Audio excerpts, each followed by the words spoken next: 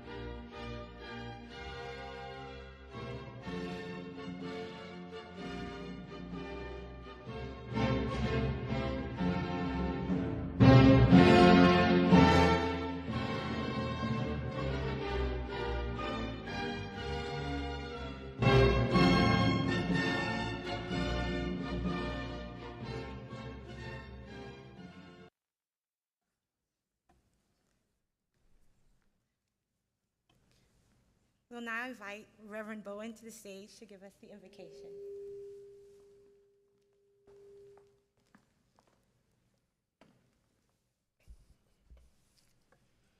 Let us pray.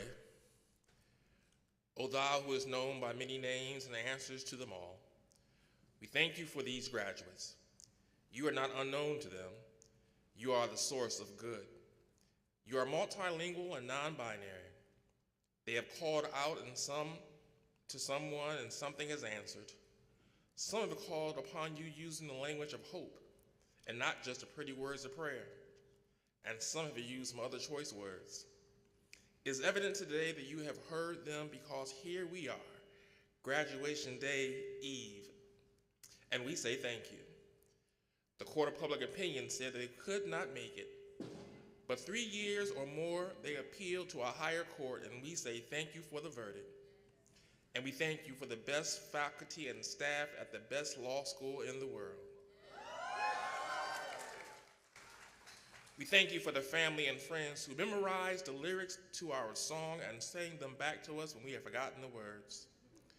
We give thanks for all those who have stood with these graduates, those who cashed out, covered the bill, picked up and watched children, loaned their computer and Wi-Fi, loaned us masks for a couple years.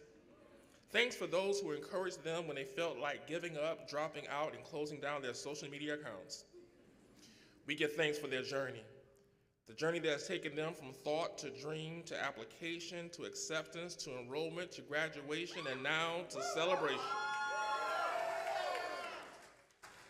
Take them now to the bar exam, to interviews, to clerkships, to that first job on their way to founder, executive director, CEO, managing partner, chief justice, Nobel Peace Prize winner, and MSNBC contributor. They are firebirds, and the sky is the limit. We pray that you will widen the narrow vision of justices and judges, that as they look for potential clerks, they will consider not only those who travel from Back Bay, North Station, and South Station in Boston, but also those who travel from Van Ness, UDC, and Anacostia. For the greatest advocates for people come from forgotten and overlooked communities. And finally, bind their hearts to practicing law, promoting justice, and changing lives. Hear our plea and consider our case. In the name of the one whose number is still the one we know by heart. In that name, amen.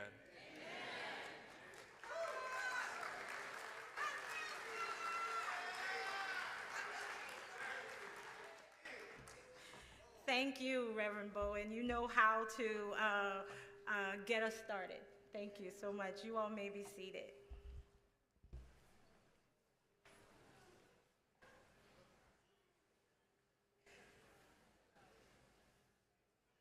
I am extremely excited to be here with all of you today to celebrate this momentous occasion. And what an occasion it is. The occasion of celebrating the successful completion of the requirements of a Juris Doctor from the University of the District of Columbia, David A. Clark School of Law.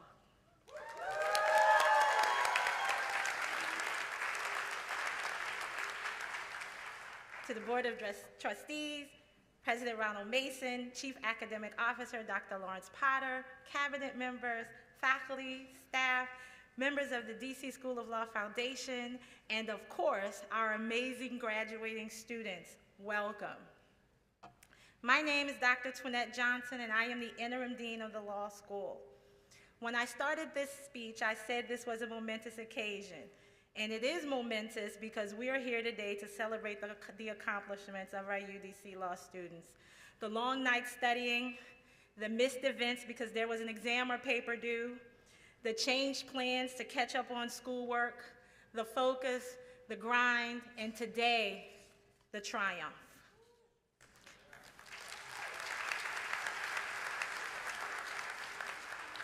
Let's not forget the loved ones, those who stayed up with you or missed you during those long nights, those who attended missed events without you, and those who understood when plans had to change.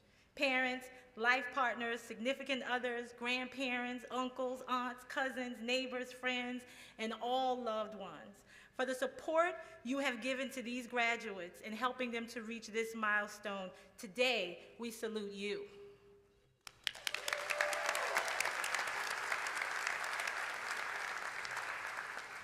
All of you in this graduating class were impacted by the COVID-19 pandemic, and as we know, COVID put the world on immediate shutdown. But COVID could not and did not shut you down. Even in a pandemic, you were eager to start and continue law school, even if you had to do so virtually. I can still remember meeting you during orientation and having many of you ask in those early days of your law school careers for appointments so you could discuss and map out your success in law school. You were and have continued to be energetic, devoted, and tireless in the entire pursuit of your legal education, a devotion I know you will bring to tackling the last hurdle on the journey to your bar exams. At this time, I would like to introduce Nija Bassfield, SBA Student Bar Association President and graduating student. In addition to serving as SBA President while in law school, Nija has also served as a senator, Senate Majority Leader, Writing Mentor, Teaching Assistant, Research Assistant, and Vice President of the American Constitution Society. Nyjah is one of the 2022 District of Columbia Bar Moot Court Competition winners and a recipient of an inaugural Mark Herzog Public Interest Scholarship. She is also a recipient of a Justice John Paul Stevens Fellowship and was selected as a LexisNexis Rule of Law Foundation Fellow.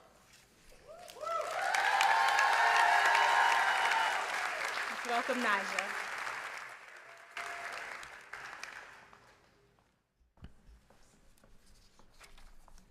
Good afternoon, my UDC family. My name is Nyjah Bassfield, a Baltimore native, and I had the honor of serving as the Student Bar Association president this academic year. First, I want to thank God, my parents, Larry and Pauline Bassfield, my younger brother, Larry Bassfield Jr., and a host of family and friends who supported me throughout my law school journey. I have the pleasure of bringing remarks of a celebration of a group of students who pushed and prospered through a pandemic. To push means to press or urge forward to completion. To prosper means to flourish, to succeed, to thrive. Today, we get to celebrate Mother's Day 2 days early because some amazing graduates join us. Women who balance childbirth, motherhood, long nights, homework, law school exams, classroom instruction, and the overall demands of law school. Sonia, Songo, Amber, Tanya, Brittany, Jennifer, Tatiana, Winona, Ju Young, Shamika, Yamin, Rashida, Marianne, Kyria, Hedda, Courtney, you pushed, you prospered.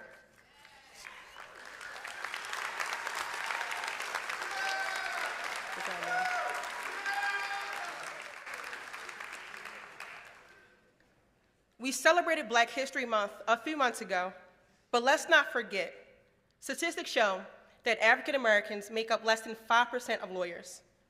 But when you look at the audience of every brown and black face, we pushed and we prospered.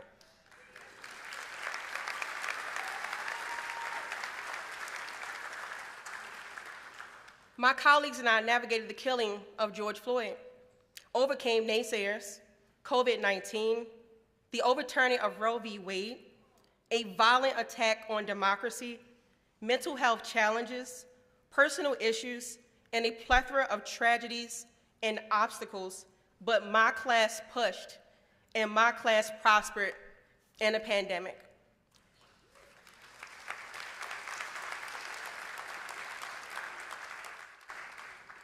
UDC Law's mission is built on 3 pillars. The first is to promote justice, the second is to practice law, and the third is to change lives.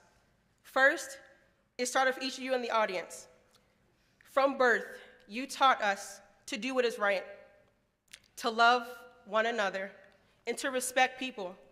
And each lesson will help us promote justice in each decision we'll make as future lawyers.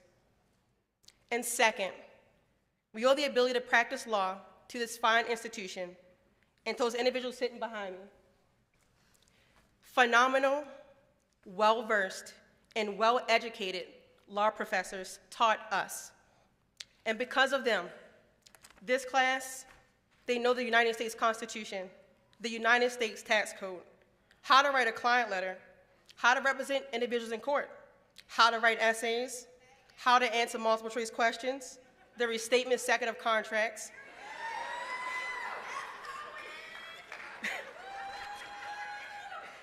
the restatement third of torts, how businesses are formed, how to read and draft a contract, and most of all, how to pass the bar exam.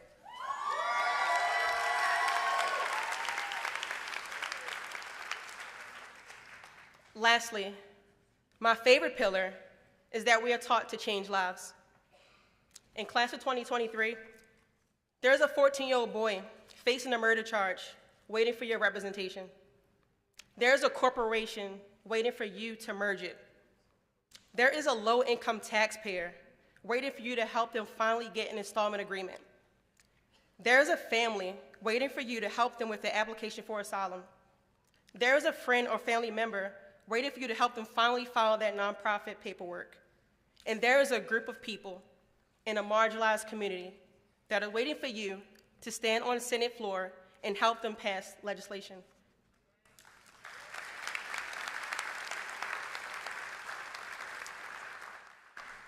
And as I take my seat, when I became president, I had to think of a theme for my administration, and I came up with Together We Can. In class of 2023, I am so excited today because together we did. Thank you.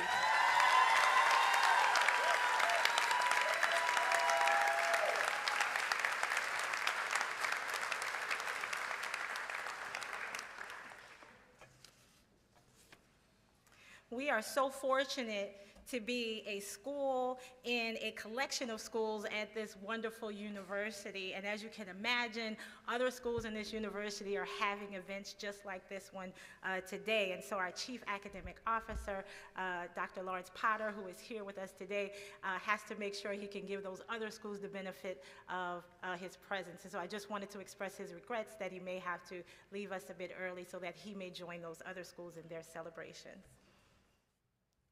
I am very honored and happy to present our convocation speaker for our 2023 hooding ceremony, Mr. Charles F. Coleman.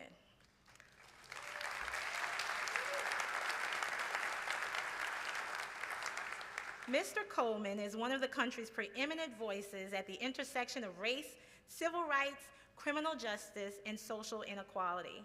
Mr. Coleman is a former prosecutor in the Kings County District Attorney's Office in Brooklyn, New York, and founding principal of CF Coleman LLC, a firm focused on equal employment opportunity litigation and championing diversity and inclusion initiatives in the corporate workplace.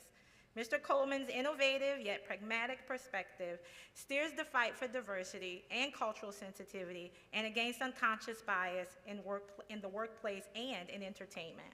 Mr. Coleman has been featured in various news publications and has appeared on various news outlets, including the New York Times, Rolling Out, New York, NYC Media, CNN, Sirius XM, BET, MSNBC, and The Tamron Hall Show.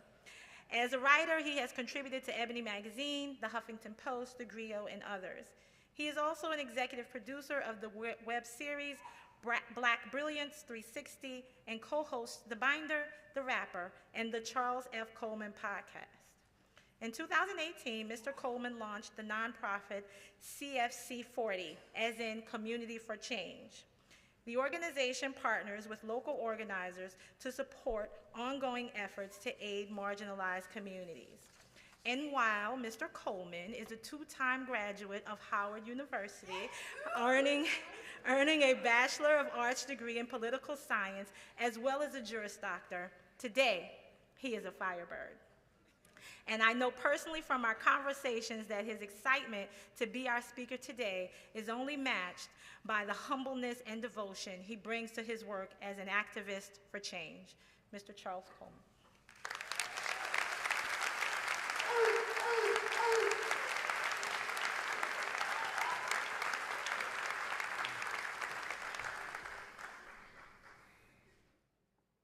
Good afternoon.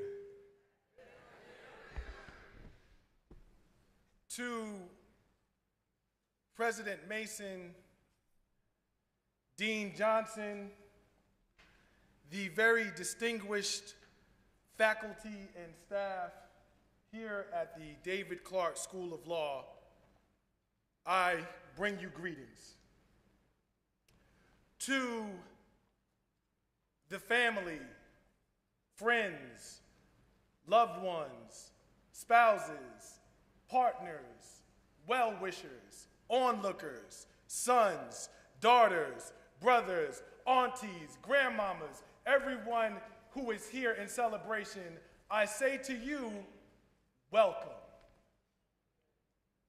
And last but not least, to the graduates, to the class of 2023. I say to you, congratulations.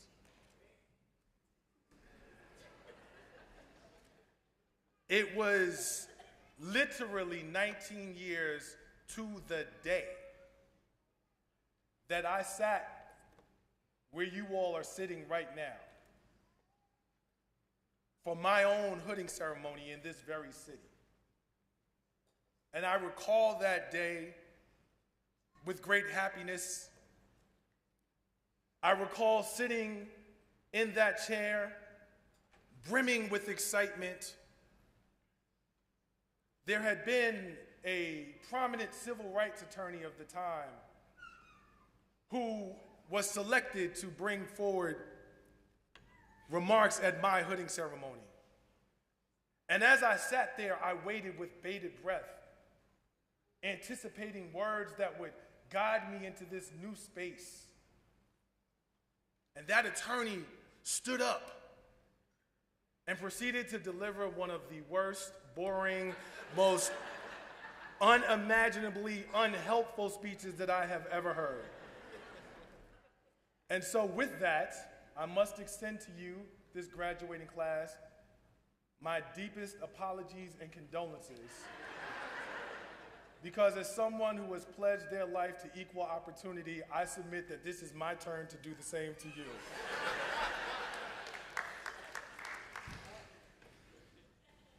It is truly an honor and a pleasure to be here. Today is the result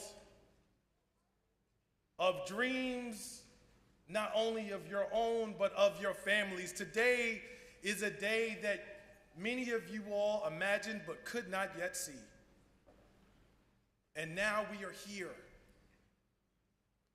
And I have been tasked with the responsibility of giving you some words that will help you depart and bid farewell from the comforts of this campus, from the nurturing guidance of these professors, and from the faces of each other, faces that you all have come to know and learn through your struggles. No more will you wrestle with the meaning of consideration.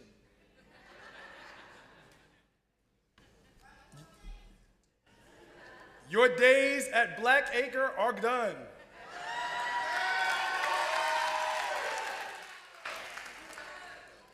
It is time that you take the first step of your next step into your career in the law. And so I thought it fitting that I would share with you today a story, my story. Just for context, I know that you've seen my bio. Some of you may have at some point seen me on TV. But that's just what I do. That's not my story. See, my story starts in Queens, New York.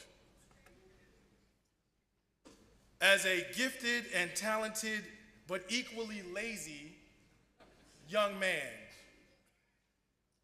I thought that my adventures would take me to Amherst College in Northampton, Massachusetts, where I was all but ready to receive a full scholarship for basketball and move forward with life. However, because of my own decisions and God's plan, that reality never came to pass. There were some things that went my way and some that did not. And so I found myself as a freshman at Howard University, not knowing that that would be where I would end up just 5 days earlier. I knew no one, and I began to plant the seeds and spread my wings in such a way that laid the foundation for the man that I would become. Now, don't get it confused. I always had this sauce on me. But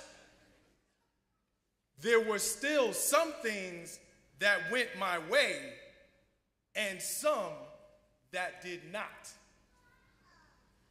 And so I found myself yet again a decorated senior at Howard University, looking to continue my career and move forward with law. I assumed that because of my accolades and accomplishments, that I would have a bevy of options in terms of where I was to continue my education. And yet again, it was Howard University that stepped up and provided an opportunity for me when other schools felt like I needed to be waitlisted. I said there were some things that went my way and some that did not. I continued on at Howard. Once again, a third year, anticipating multiple job options, expecting that somewhere there was an offer for me at one of the country's preeminent law firms. You know the type. I interviewed with any number of them. Privileged, wealthy, enriched, LLP. All of them. Exclusive and cut you out, LLP. And I waited and I waited and I waited for that offer letter. And I waited. And it wasn't until about a year ago that I stopped waiting.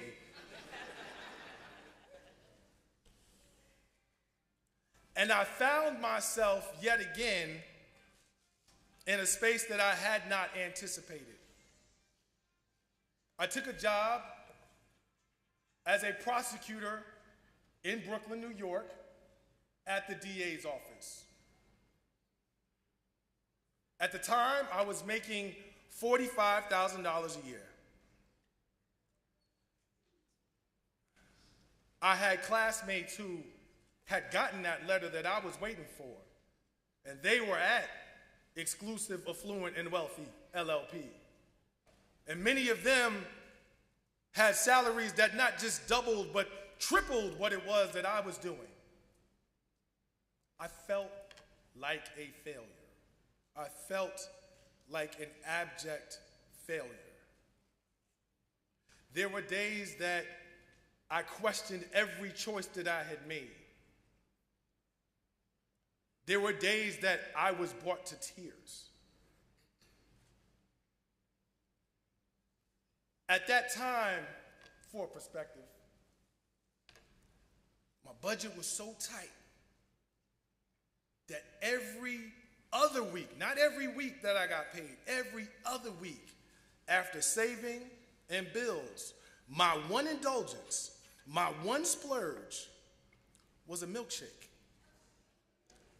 A milkshake from a deli on the corner of Classen Avenue and DeKalb in Brooklyn, New York. A milkshake. There were some things that had gone my way, and there were some things that had not. But I worked, and I prayed, and I worked, and I prayed, and I worked, and I prayed, and I worked, and I prayed.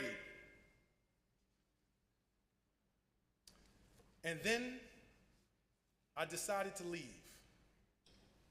And I left and I went to the EEOC, where I began my career as a civil rights attorney. And it was then that I started to feel differently about my work, because it was then that I began to embrace the process of purpose.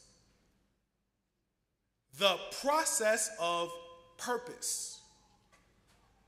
I started not to look at who it was, but to lean into who it was that I was meant to be. And that's when things began to change. I was at my desk in the summer of 2014, and I was watching the commentary around the trial of George Zimmerman for the death of Trayvon Martin. And I was watching different analysts give their take, many of whom had never been inside a courtroom.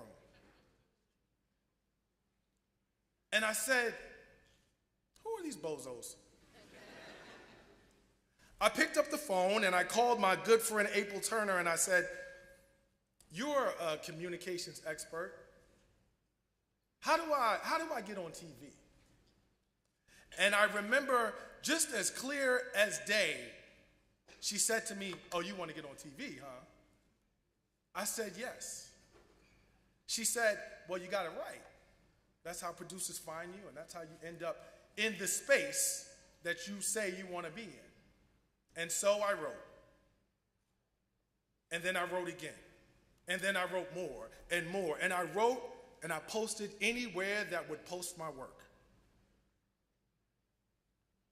And eventually, I was sitting at my desk yet again in 2015. And I got an email from a producer at CNN that said, do you want to come on and talk about this piece that you wrote?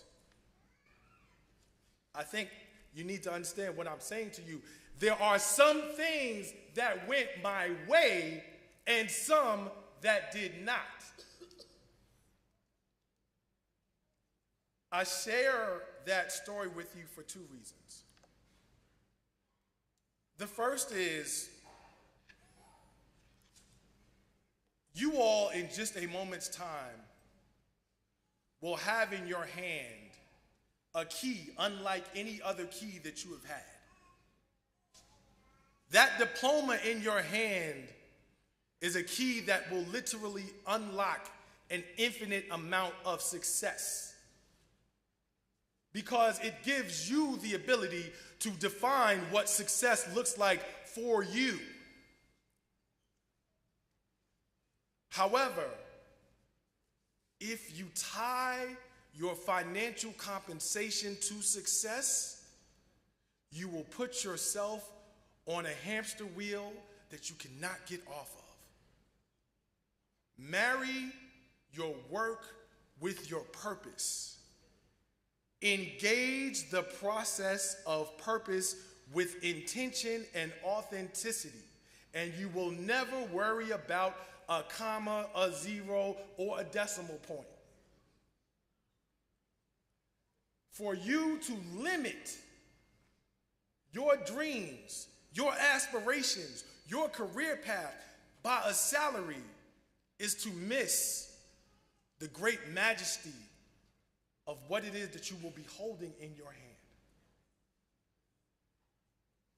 The second reason why I share my story with you is because I need you all to understand that our stories are not different.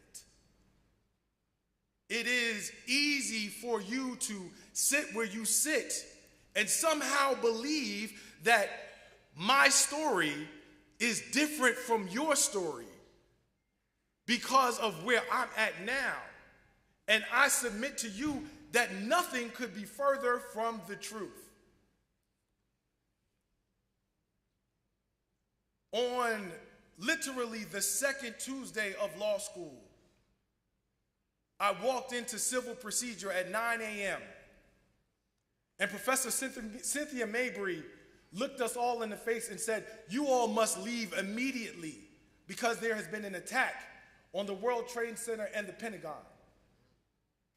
The next few days ushered our entire class, section, and school into a period of great uncertainty.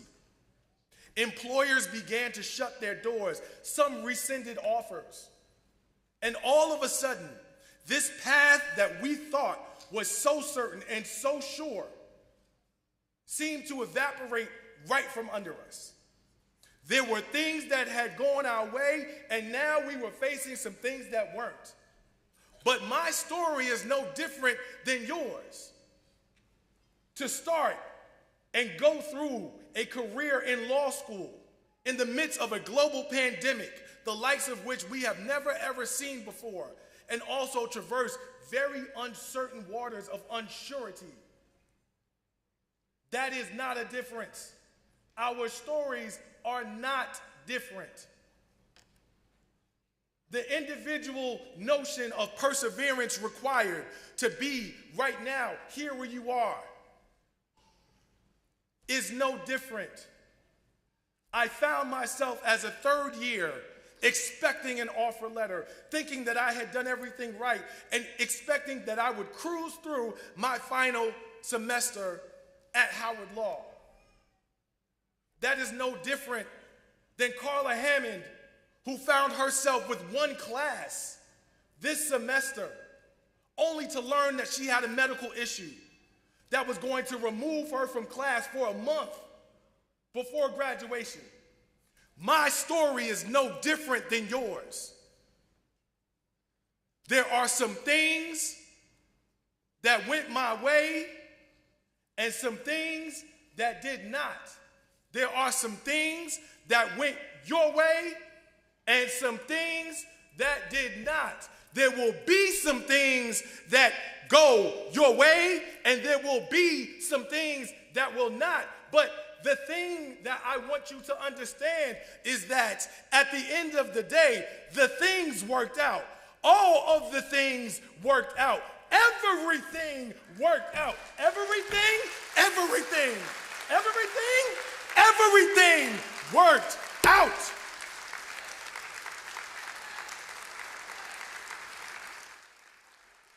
And they will work out for you.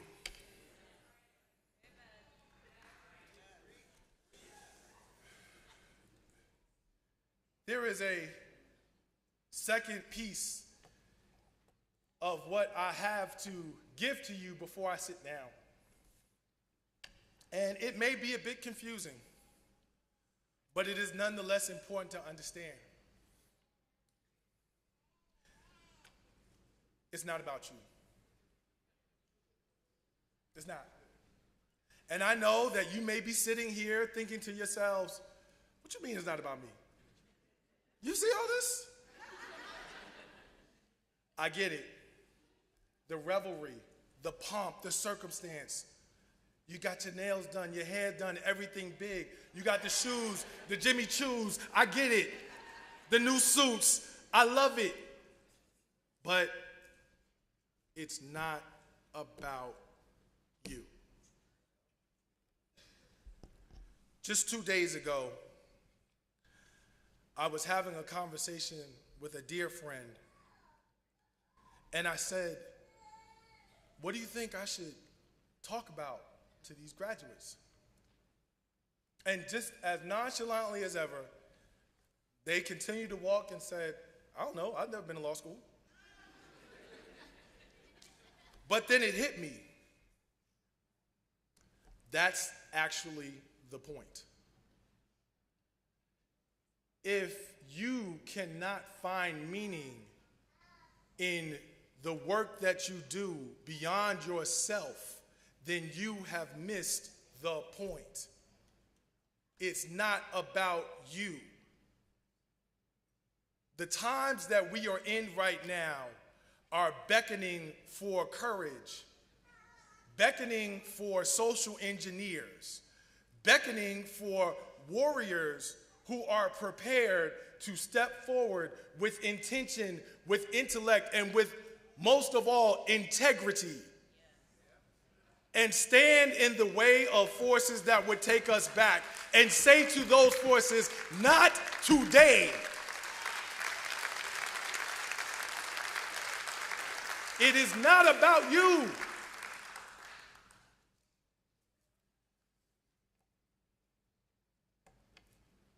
It is important to understand that today is about so much more. If you cannot understand that your title as a lawyer should not be more important than what you can do with it as a servant, then you have missed the point. If your diploma has more use inside your office on a wall than it does in service and advocacy to others who do not have access, then you have missed the point. Today is not about you. I think about the story of Sarah Blazuki. You know that today is about more than you. You know that as you sit there, knowing that your sister, both of your grandmothers, whom you lost while in law school and still are here today, you know that today is not about you.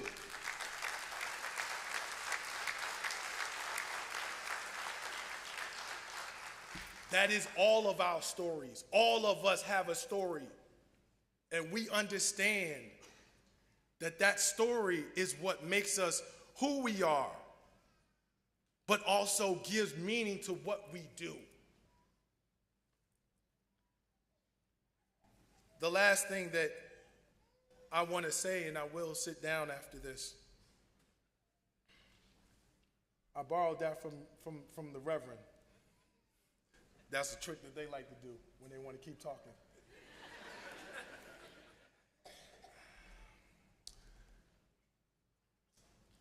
You're at the 1 yard line, but you have a task ahead of you. And you understand that to not approach that final task with the same intention, dedication, and commitment is to miss the point. I recall a time in my life with a very good friend of mine who I've known for 20 plus years. He's here today. His name is Milton Yates. He probably doesn't even remember this. He is a DC native, someone who I've known since the fall of 1997. Because we were friends, Milton at one point became my personal trainer. And he trained me throughout my 3rd year in law school. And because we were friends, he knew that I was approaching the bar exam.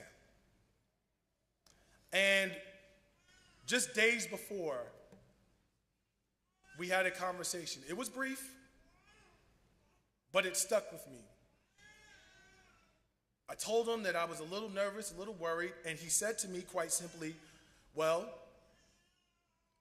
you've put the time in, you've trained, and so you should be successful. And it was that simple. None of you all got here because you have a history of failing tests. Let's be clear. Every single one of you, if not all of you, collectively are virtually undefeated against tests. So then why would you start failing a test now or being worried about the test now? You are literally undefeated. World Series, Super Bowl, Finals, Game 7, World Cup, you are undefeated. So I fully expect that you're gonna train. I fully expect that you're gonna prepare. I fully expect that you're going to put the time in. There's no need to have anxiety. There's no need to feel pressure. There's no need to fear, because you understand that it's all going to work out. That there have been things that have not gone your way, and there will be things that will not go your way. But you understand that you cannot, you will not, you refuse to miss the point. And so you will be successful. And so my charge is to each and every one of you: go out of these doors and beat the brakes off that bar exam like it took something from you, and come back and be as great as you can be. Thank you.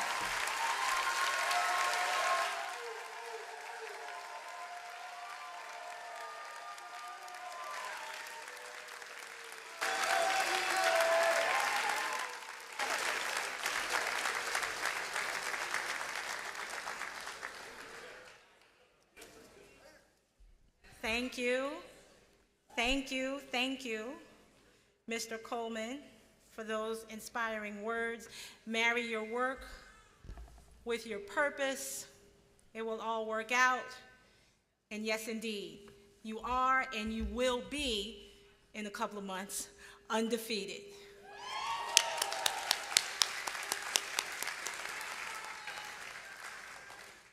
At this time, I'd like to bring forward our day and evening speakers, respectively, Ms. Brittany Smith-Harding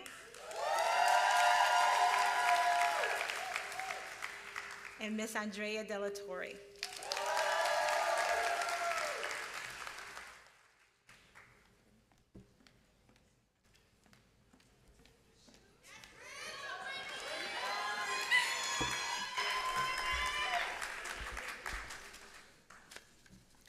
Good afternoon, everyone.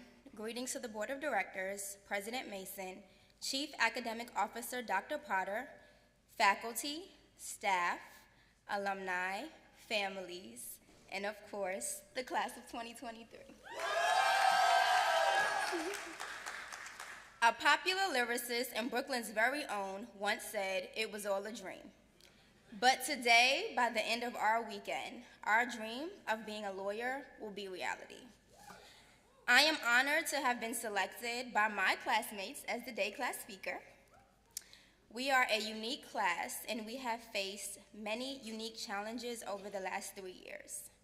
We started law school amid a pandemic, remote classes, and virtual internships. We have learned under some of the most unorthodox conditions. We spent our first year of law school at home, trying our hand at briefing cases and constructing rule statements, all while hoping that our camera or audio would fail on Blackboard Collaborate when Professor Matt called on us. Not only did we survive torts with Professor Mack and property with Professor Lee, we persevered through law school because that is who we are. We are conquerors. And before we graduate and go from classroom to courtroom or classroom to boardroom, I want to encourage all of you to remember who you are. We are firebirds. But a firebird is more than just our mascot. In folklore, firebirds are rare and treasured creatures. They are powerful sources of light. As the story goes, firebirds are so powerful that just one of their feathers can illuminate a whole room. And even if a feather is removed, the feather does not cease glowing. As we embark on our careers, we will be met with challenges, but because we are firebirds, even in the face of adversity, we will light up every room we enter. As firebirds, we are fearless, intelligent, resilient, elite, bold, inquisitive, refined, and diligent. Always remember that the purpose is the reason for the journey, and the passion is the fire that lights the way.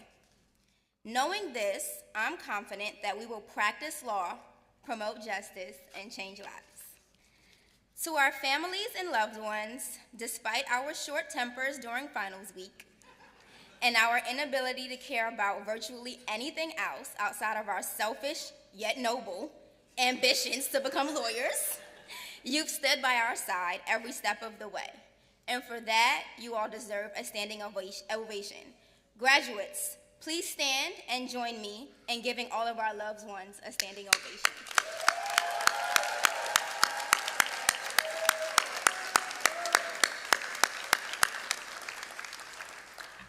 Before I take my seat, it would be remiss of me not to use this time to acknowledge my honorary firebird.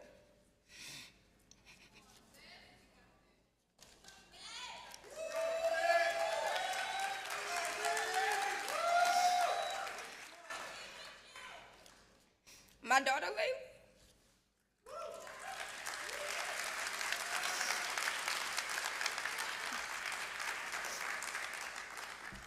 Layla spent the entire third year of law school with me every night in Monday night class, fall and spring semester. To my graduating class, I would want to leave you with this. The famous philosopher Confucius once said, "Our greatest glory is not in never falling, but in rising every time we fall." And for those of you who do not wish to be guided by the philosophy of Confucius, I'll leave you with a quote from my favorite philosopher, Cardi B. Okay. Knock me down 9 times, but I get up 10. Class of 2023, promise me that when you get knocked down, no matter how hard the fall, because you will get knocked down, that you will always get back up. Spending the last 3 years with you all has been an honor. Thank you.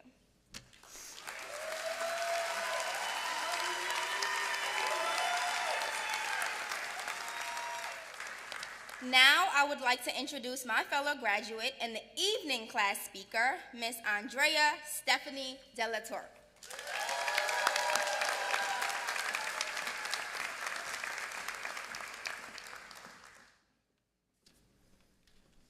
Dear friends and colleagues,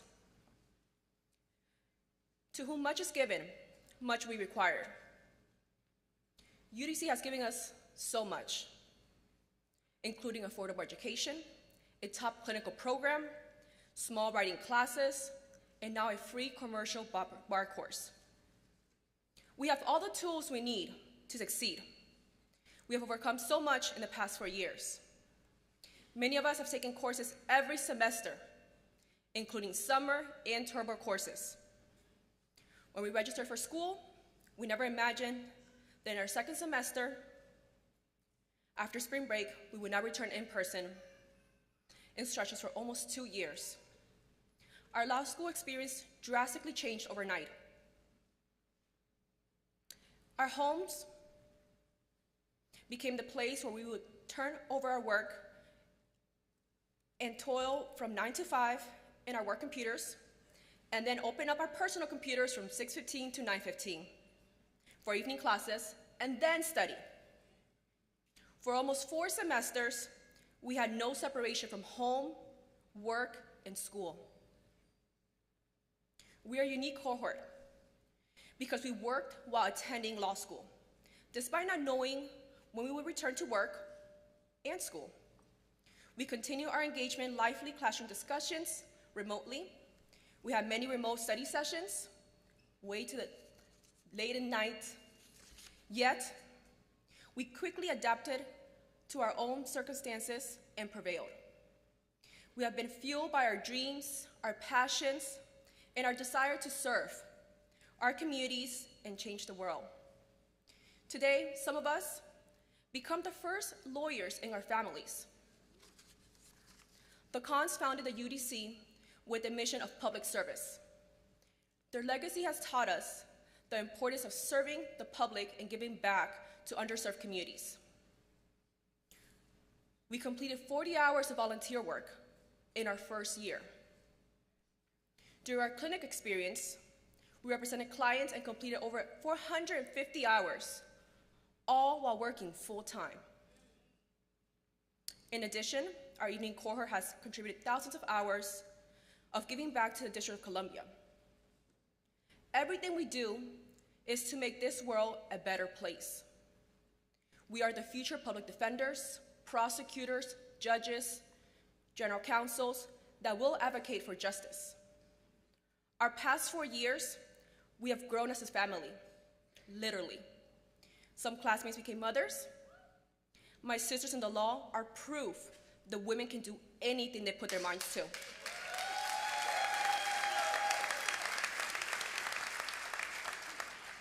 To work full-time, go to law school, and raise the generation of tomorrow. UDC has taught us that our roles as attorneys are much bigger than you and I. But it's about the client and combating injustice. In the words of Charles Hamilton Houston, a lawyer's either a social engineer or he's a parasite on society. A social engineer was a highly skilled, perceptive, sensitive lawyer who understood the Constitution of the United States and knew how to explore its uses in solving the problems of our communities and in bettering conditions of underserved citizens. My dear class of 2023, we have had everything it takes to be positive social engineers. We're equipped to fight injustice,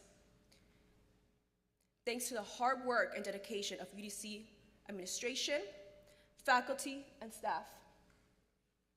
May we go into the legal profession to serve and give back, as so much has been poured into us. Now, I would like to introduce my fellow graduate, Sonia Denise Williams.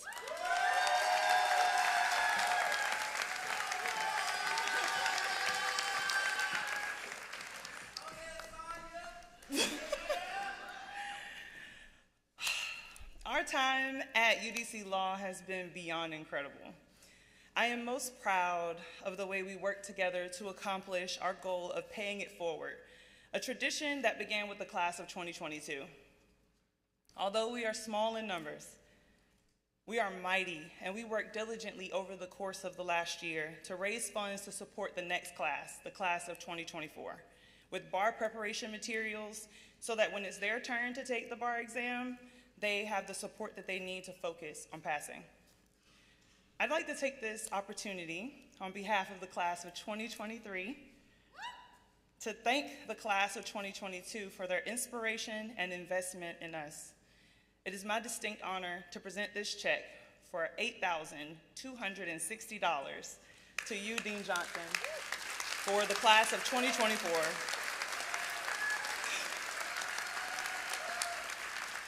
Thank you to all the students, faculty, families, and staff that helped us raise this money. Class of 2024, we challenge you to beat this amount and continue to leave a legacy of commitment to our school and to the legal profession. Dean Johnson, will you please accept this gift? Absolutely, I will.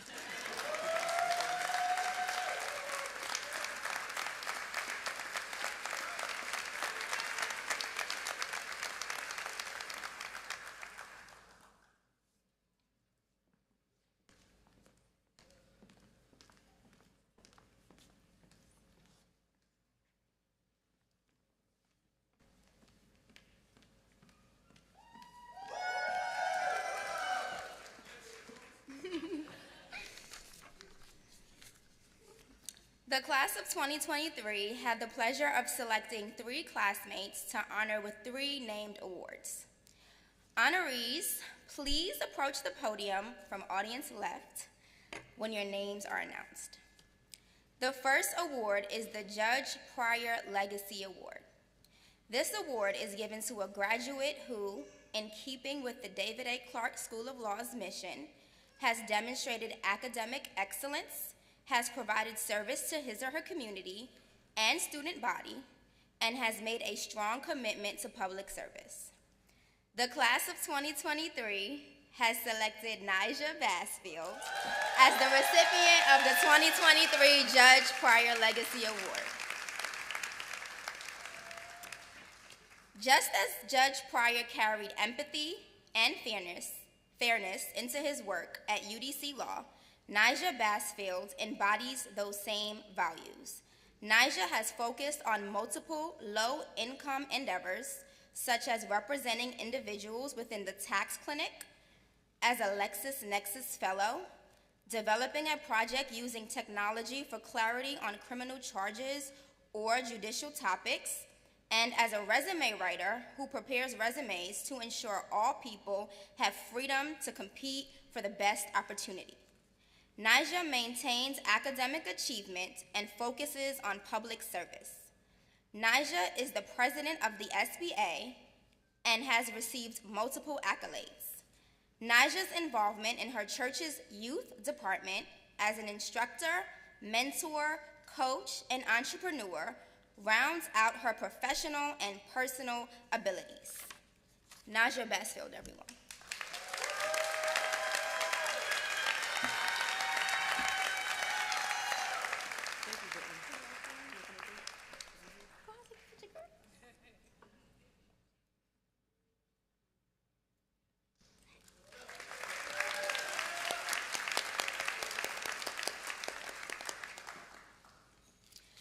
The second award is the Edgar Kahn Community Service Award.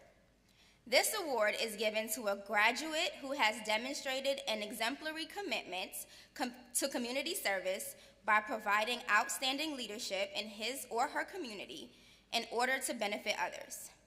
This graduate's commitment is evidenced through the graduate's outside community service and or clinical experience.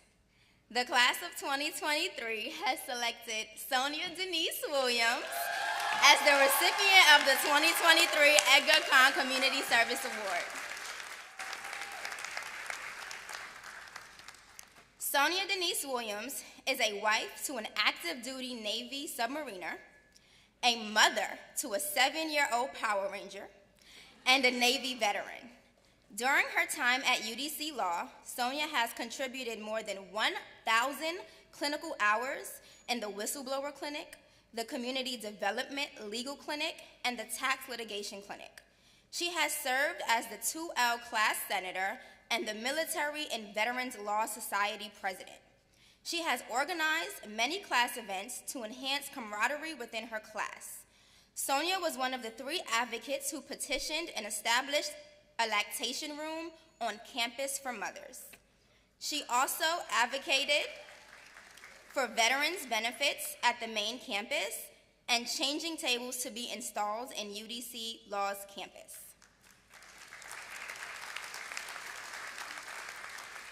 She currently serves as the Law Review Symposium Editor, the Law Review Coordinator for the Black Law Students Association, and is a lead organizer for the 2023 Class Gift Fundraiser. Sonia Denise Williams, everyone.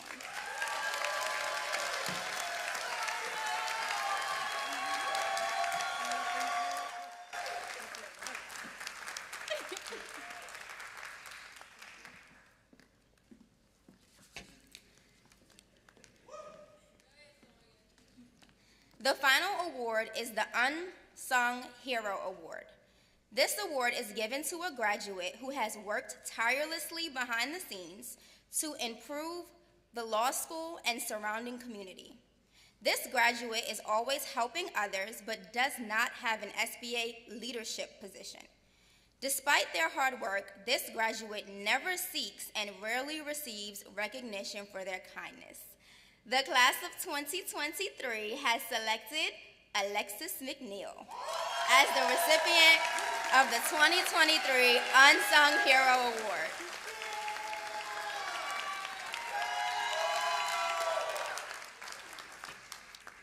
Alexis McNeil's Associate of Science in Cosmetology degree from the Dudley Beauty College, her Bachelor of Science degree from Clark Atlanta University, and her Juris Doctor degree from UDC Law will make her a 3-time attendee and graduate of historically Black institutions.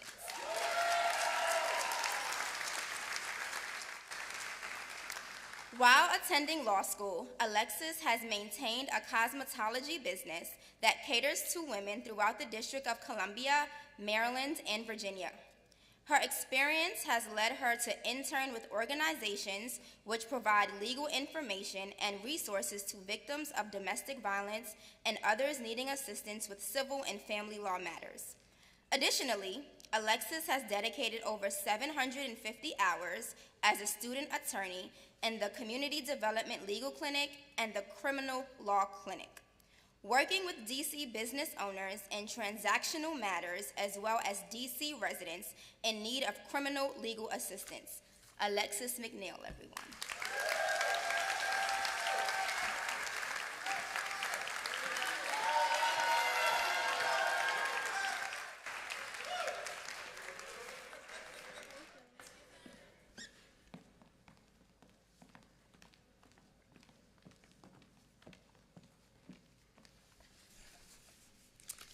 Good afternoon.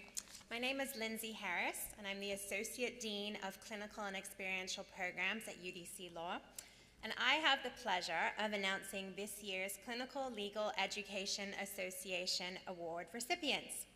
Honorees again are going to approach the podium from audience left when their names are announced. The first award today is the Clinical Legal Education Association, also known as CLEA, Outstanding Externship Student Award. This award is given to a graduate who demonstrates excellence in externship fieldwork and thoughtful, self-reflective participation in the externship seminar. The clinical faculty at UDC Law have selected Genesis Aguirre Guerra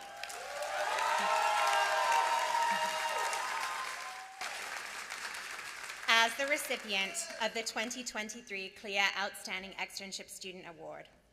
Genesis Aguirre Guerra's own immigration experience inspired her to pursue public interest law.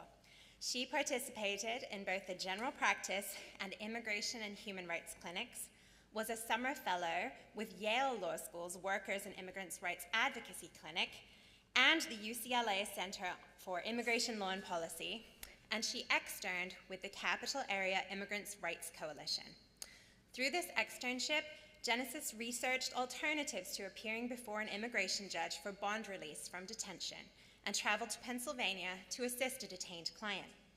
She used her trauma-informed skills to assist a mother and her children who escaped intimate partner violence. She also served as a law review editor and as president of the Latinx Law Student Association. Genesis Aguirre Guerra.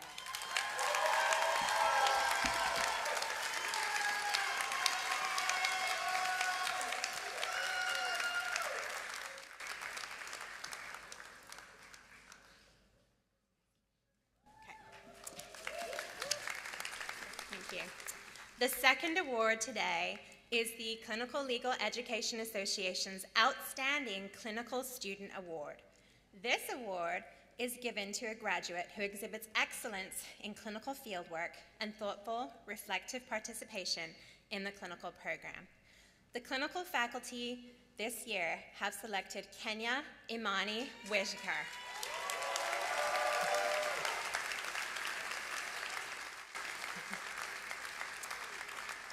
as the recipient of the 2023 CLEA Outstanding Clinical Student Award. In the criminal law clinic, Kenya Imani Wejikar zealously advocated for a client facing charges in DC Superior Court and for a severely ill elderly man petitioning for parole after decades in prison. Kenya displayed compassionate leadership in her advocacy and in the clinic seminar. She also delivered powerful testimony based on extensive research and using persuasive, creative arguments to the Maryland General Assembly regarding access to medical parole. Kenya embodies all the qualities of an exceptional defender. She is hardworking, intelligent, passionate, creative, detail-oriented, and client-centered. Kenya reflects on her work thoughtfully and honestly and takes advantages of trainings to improve her advocacy skills. Kenya Imani Wejikar.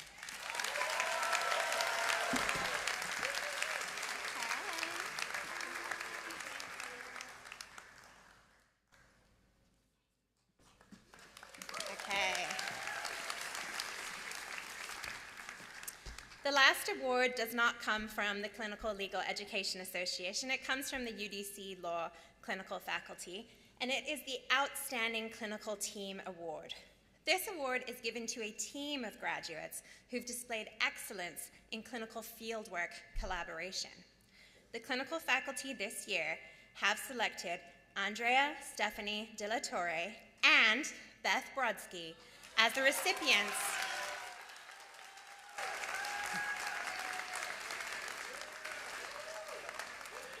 This team are receiving the 2023 Outstanding Clinical Team Award. In the tax clinic, evening students, Andrea and Beth, demonstrated exceptional teamwork. Their work involved hours of research and communication with the IRS and other relevant agencies regarding a complex tax matter. The team diligently pursued all remedies for their client, engaging in creative and zealous advocacy. Beth and Andrea also presented an engaging, thought-provoking presentation at a DC library on how to apply for DC homestead tax credits and DC homeowner and renter tax credits. With this presentation, DC residents better understand how to reduce their income tax using DC tax credits. Andrea Stephanie De La Torre and Beth Brodsky.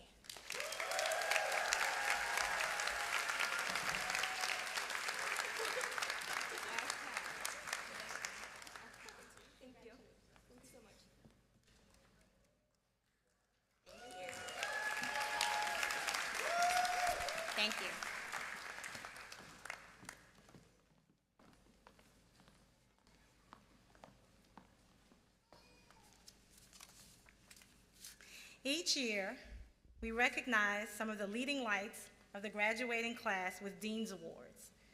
These students selected this year are some, but by no means the only, representatives of excellence the law school has a claim to in our 2023 graduating class. It pleases me greatly to declare their distinction as the recipients of the Dean's Cup Award for Service, Scholarship, and Practice. Honorees should approach the podium from audience left when their name is announced. The first award is the Dean's Cup Award for Service. This award is given to a graduate who has made a significant contribution to their community through their time, actions, talents, and dedication. The honoree serves as a role model for compassion and a desire to make the world a better place. I have selected Winona Edwards as the recipient of the 2023 Dean's Cup Award for Service.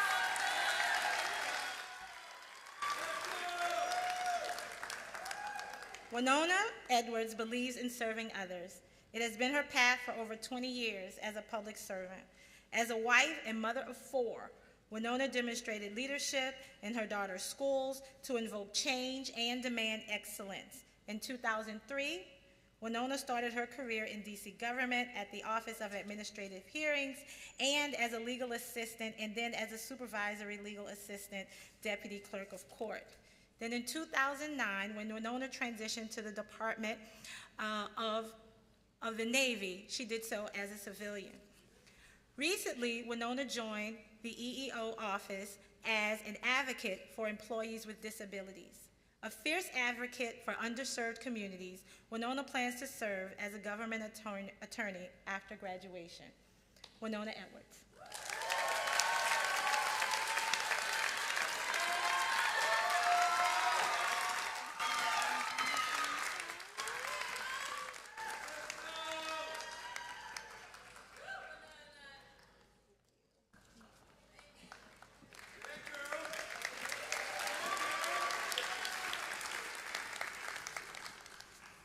The second award is the Dean's Cup Award for Scholarship. This award is conferred on a graduate whose academic performance demonstrates remarkable consistency at the highest level of achievement. The award recognizes a student who has rewarded the institution through their performance in the classroom, a student who achieves a level of excellence through scholarship, and a student who has studied with intensity, a student who motivates themselves and others, and a student who genuinely celebrates learning in all aspects to its fullest. Given this description of our Dean's Cup Award for Scholarship, this year I decided to select 2 students. The 2023 recipients of the Dean's Cup Award for Scholarship are Kenya Amani Whitaker,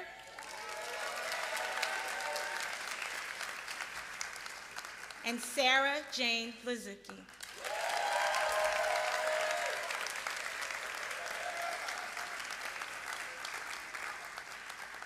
As a graduate of UDC Law, one of 6 historically Black institutions, law schools in the country, Kenya Amani Whitaker feels well equipped to practice social justice as an equity warrior. Kenya has been committed to her studies, graduating summa cum laude, and to the success of others academically. Kenya has served as an SBA member, a clinics research assistant, a mentor to incoming 1L and current 2L students for midterms and final exams, and a teacher's assistant for property, and much, much more. Kenya's post-graduation plans consist of being an incoming fellow at the DC Justice Lab, where she will work on policy advocacy, transforming the DC Code, and the overall criminal law system. Kenya Amani Whitaker.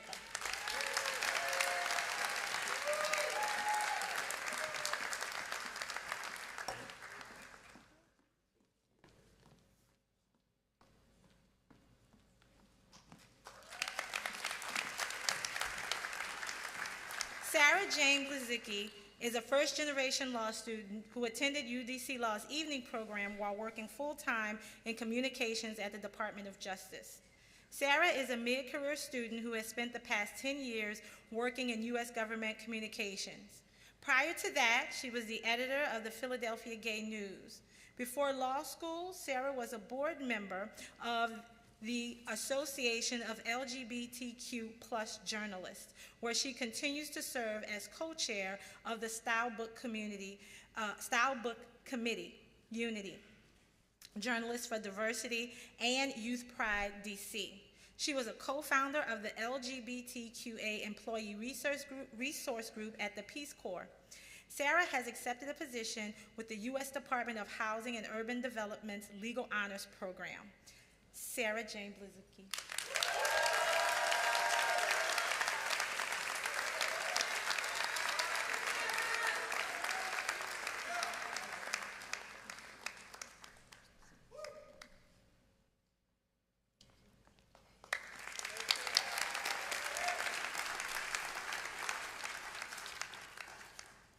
The next award is the Dean's Cup Award for Practice. This award is given to a graduate who has performed over and above the standard expected of their role. The award recognizes a graduate who has elevated the clinical and practice-oriented mission of the law school through their good works. I have selected Brittany Smith Harding as the recipient of the 2023 Dean's Cup Award for Practice. Brittany Smith Harding grew up in Brooklyn, New York, and received a BS in political science from, guess where? Howard University. At UDC Law, Brittany completed over 855 clinic hours as a student attorney. In addition to taking the Whistleblower Protection Clinic, Brittany is the longest-serving student for Rising for Justice in the history of UDC Law. Brittany started as a summer intern, then became a student attorney in the Housing Advocacy and Litigation Clinic, and continued to work with Rising for Justice through fall and spring semesters. Brittany also worked for the clinical program. After graduation, Brittany will be a fellow with the DC Affordable Law Firm, where she will receive a fully funded LLM in advocacy from Georgetown Law School. Brittany Smith Harding.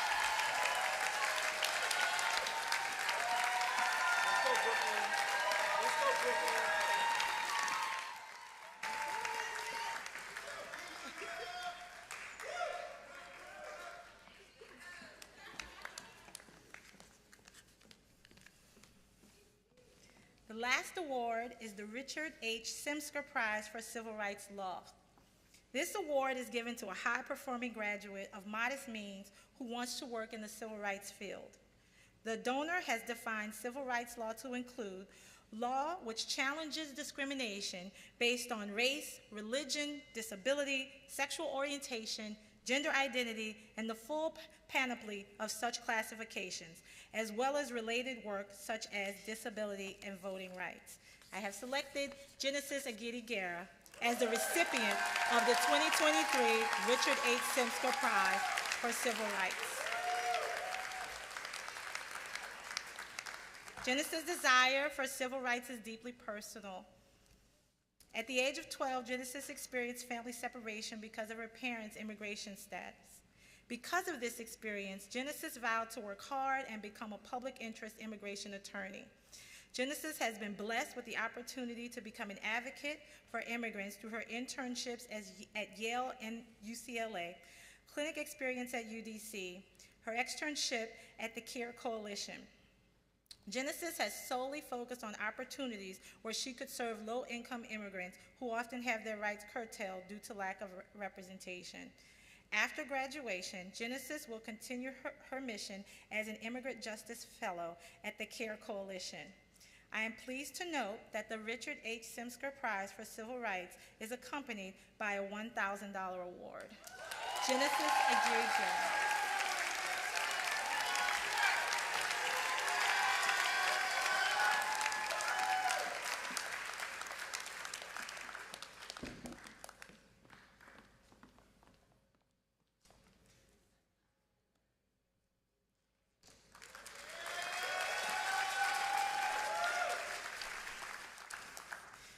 So I asked Genesis to stand by for a second because Micah Saab, member of the law firm Lippman, Simsker, and Saab, who established the Simsker Award that Genesis just received, is a beekeeper, an actual beekeeper. He keeps bees. He tells me that being a beekeeper means you get a lot of stings, which is not always pleasant. Sometimes you deserve the stings, but much of the time the sting is unfair. But being a beekeeper also means you get to enjoy endless sweetness. Genesis, Micah wanted you to have this jar of honey as a reminder of the endless sweetness that flows from civil rights practice despite the occasional stings.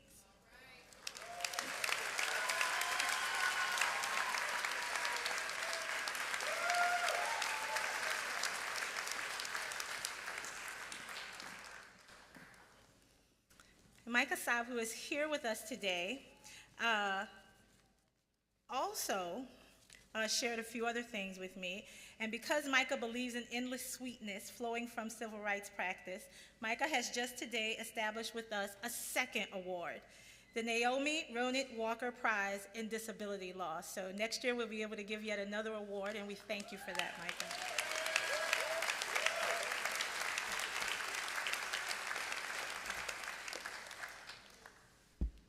So now, the moment we've all been waiting for.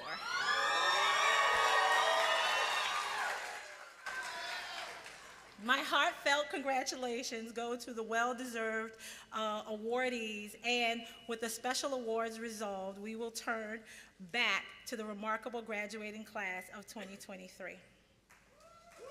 Definitely. The size of a degree hood and the width of the velvet represents the type of degree that you have earned. Bachelor's degree hoods are the smallest, master's degree hoods are in the middle, and doctoral hoods, the ones that you wear, are the largest.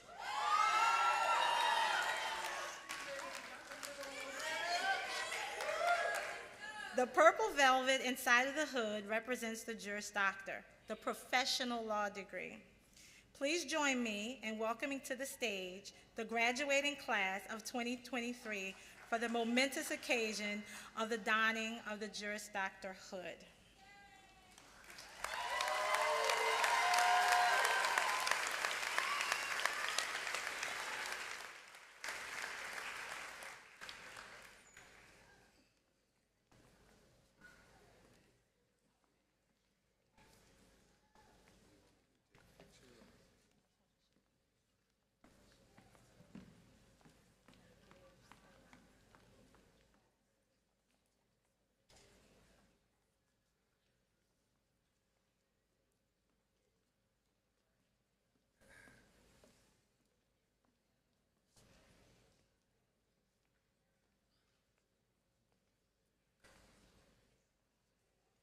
Niger Anise Bastfield.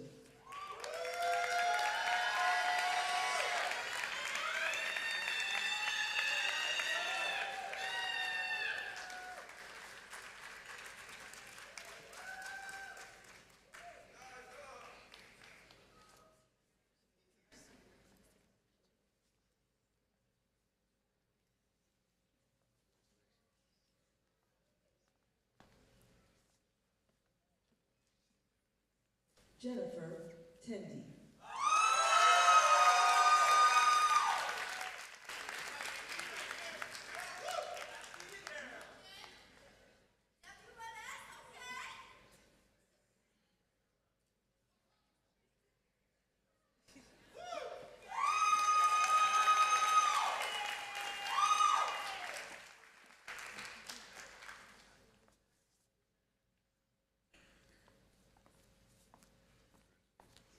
Andrea Stephanie De La Torre.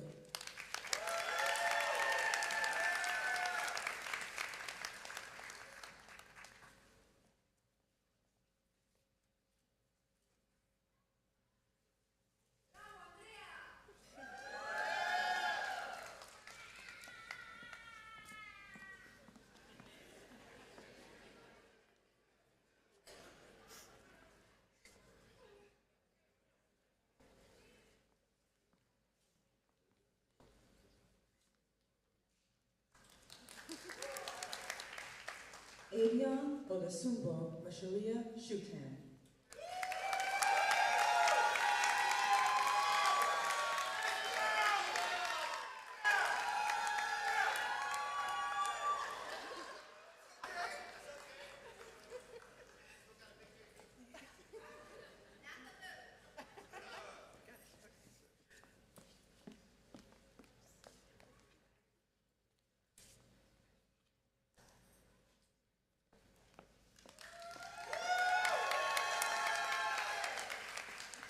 Winona Walker Edwards.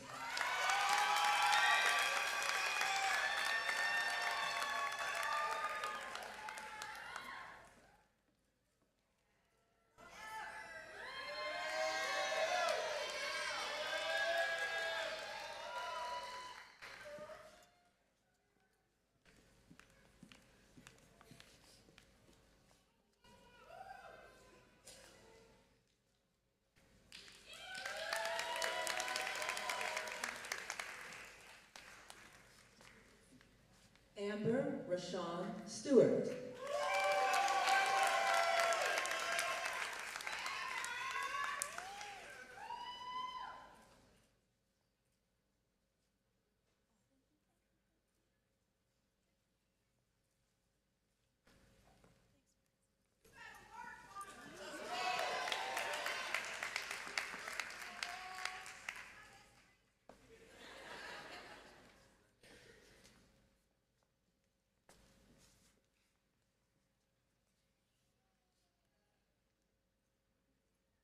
Janice Loge Simone Hawkins.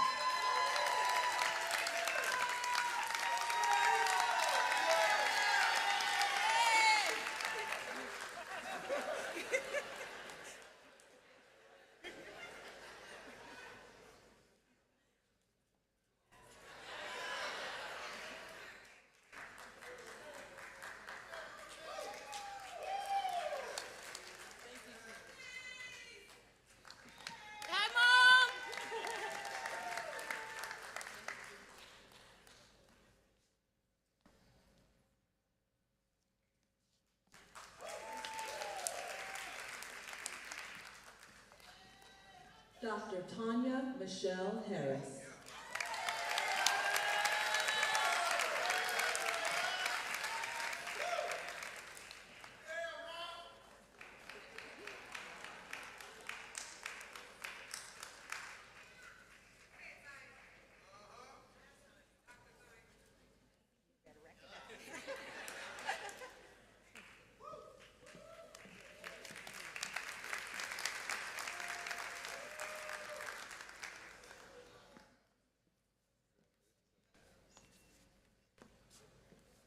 Fenyon Ajamu Stewart.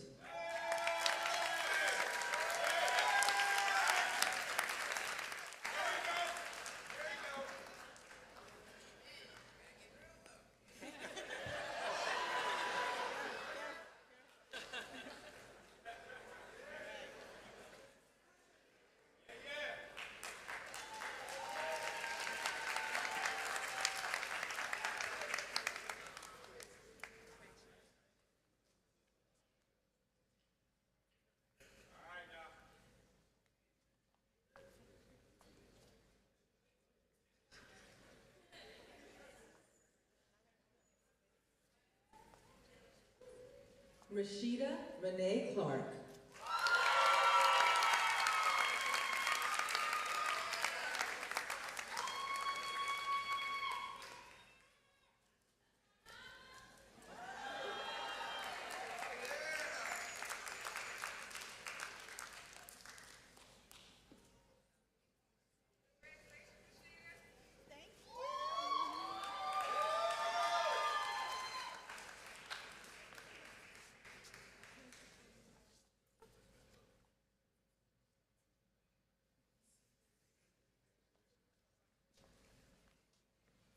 Hedda Garland.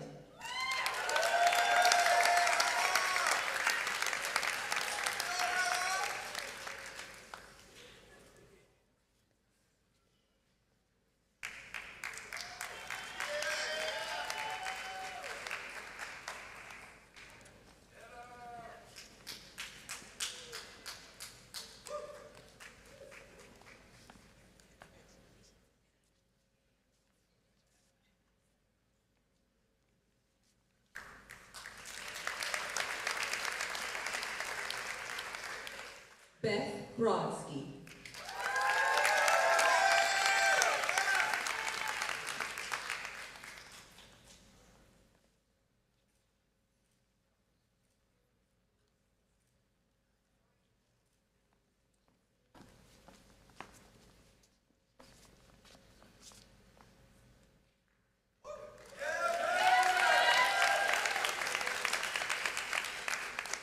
Yaman Ziad Shalabi.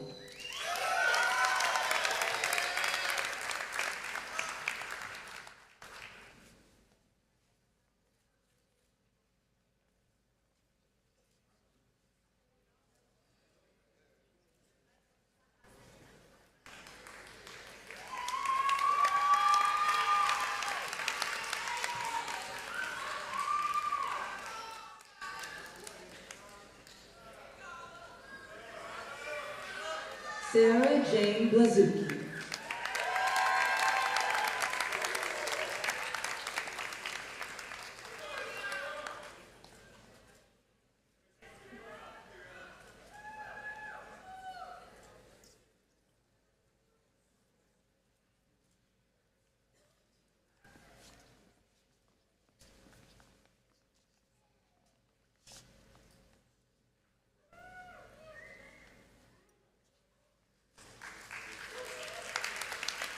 Peter Christopher Rankin.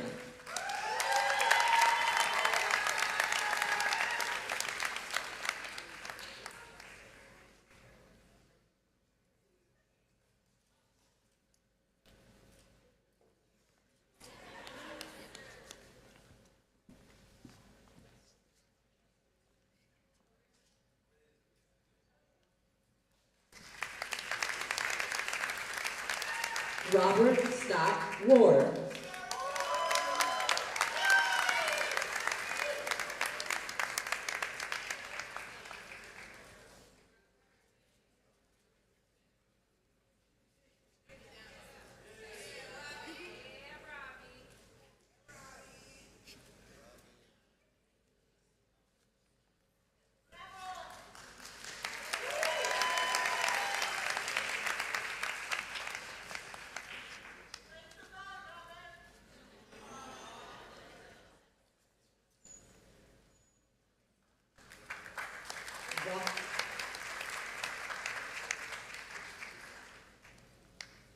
Gabriel Herman.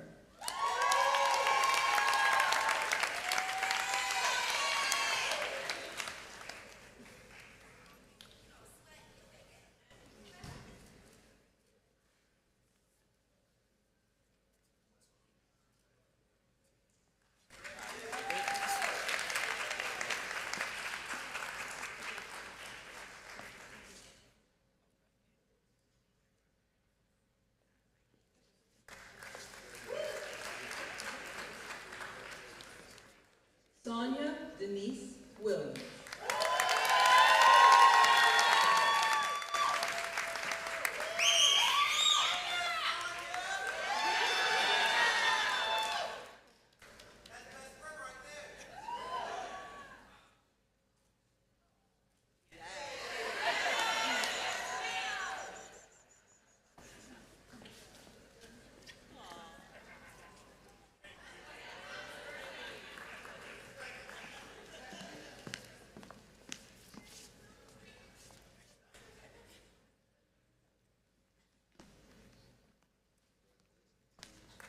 Songo Alisa Rosetta Wallace.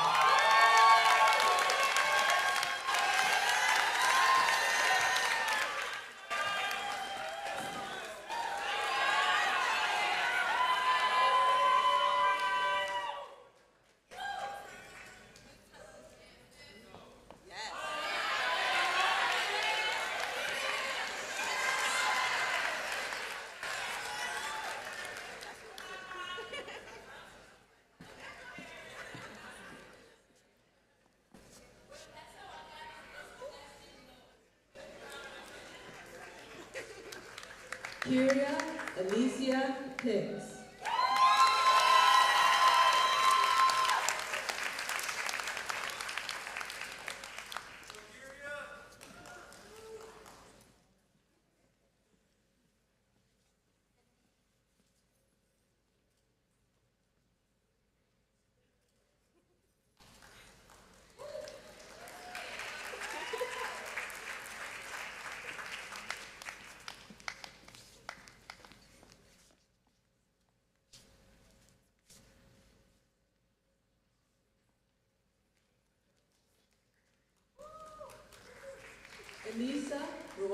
Velasquez.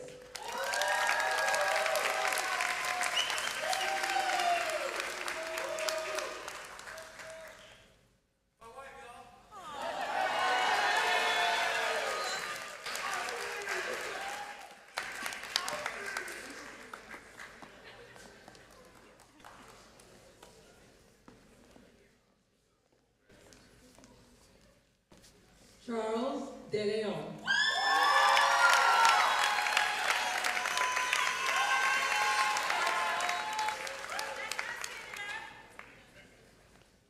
Squad.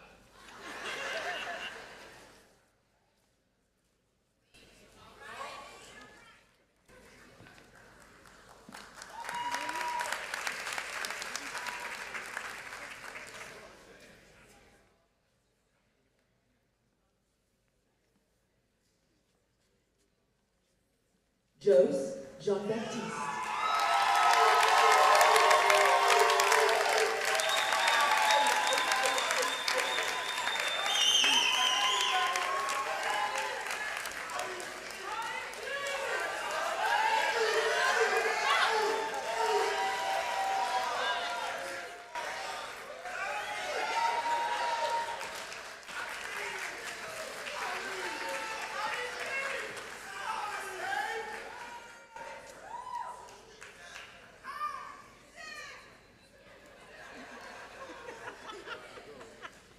Alexis McNeil.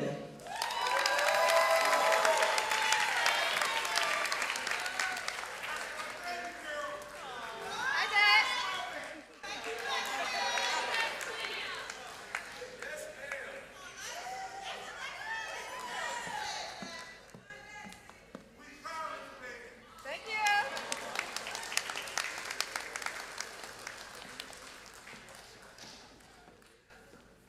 Joshua J. Luss.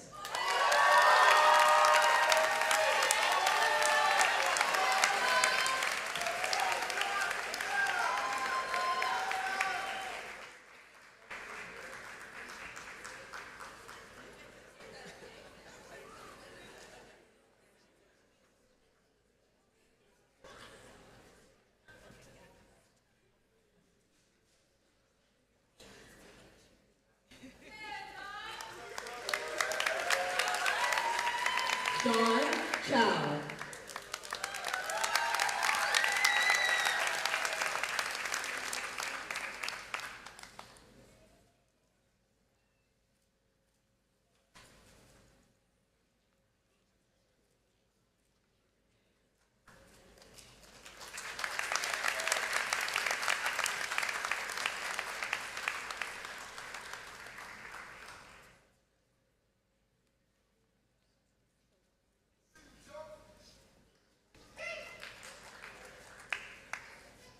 Tatiana Safranova.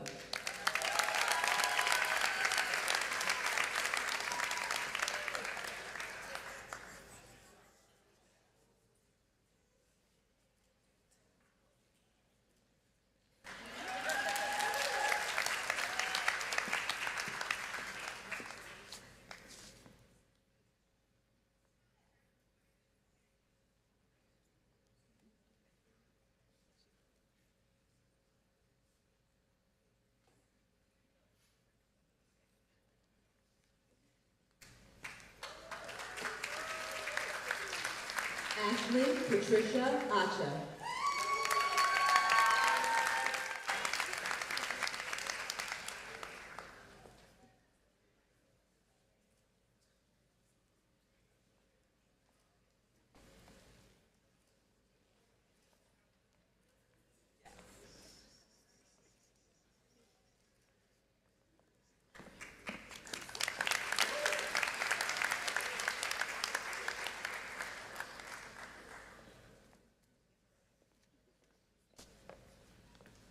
Dr. Shamika Eva Nicole Stewart.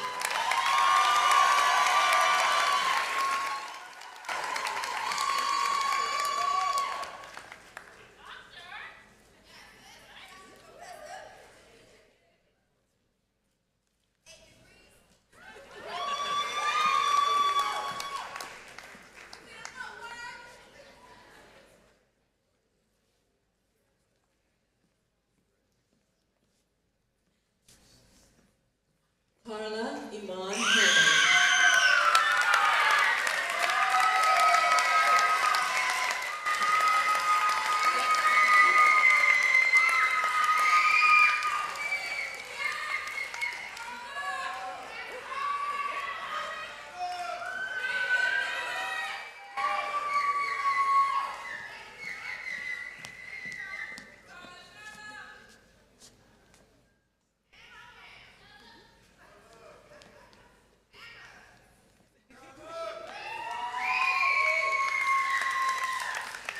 Marianne Sue Thicktle.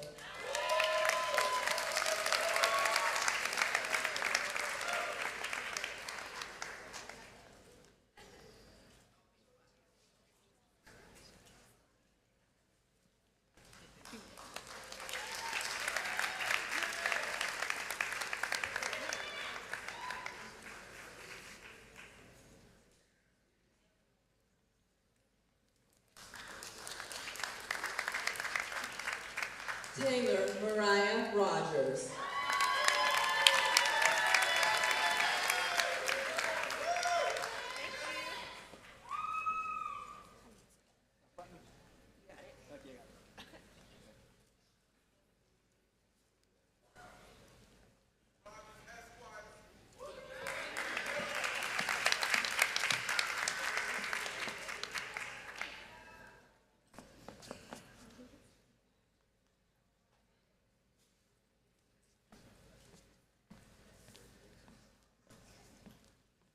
Claudia Cuesta Garrido.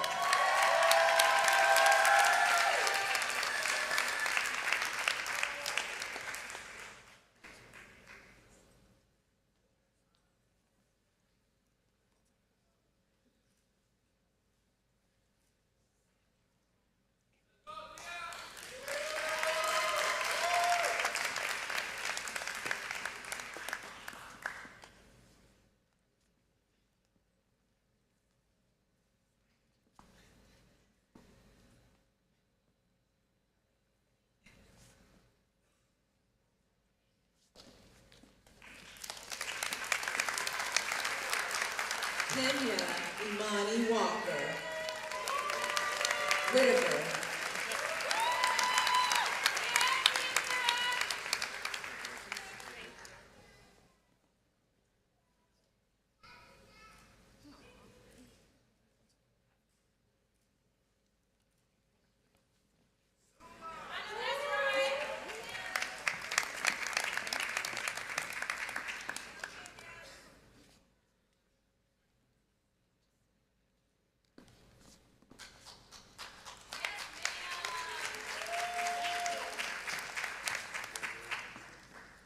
Catherine Elaine Lord.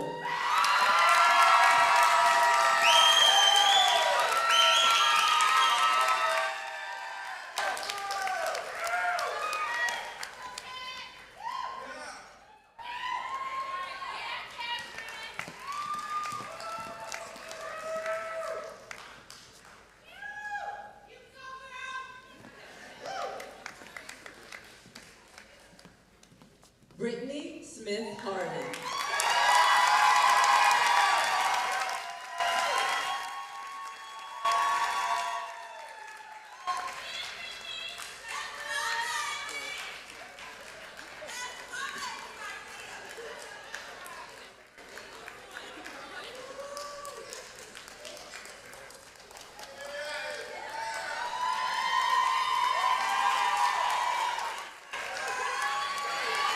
Brooklyn.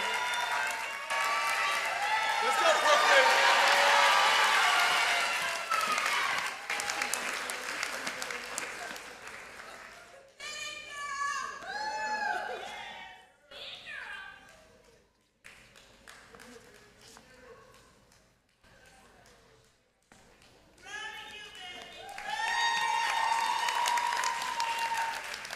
Shaquana Nicole Woolbridge.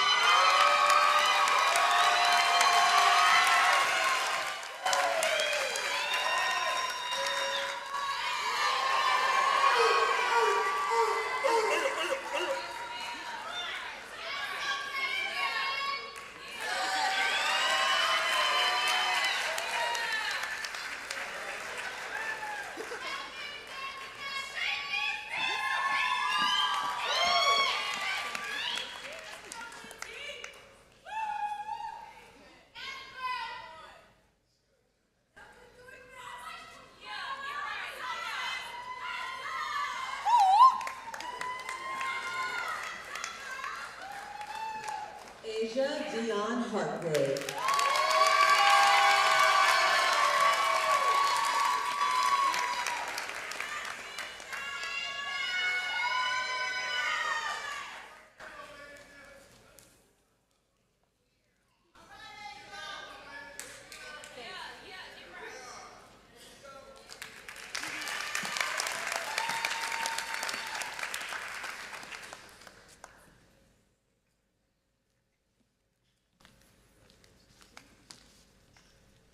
Stella Eway.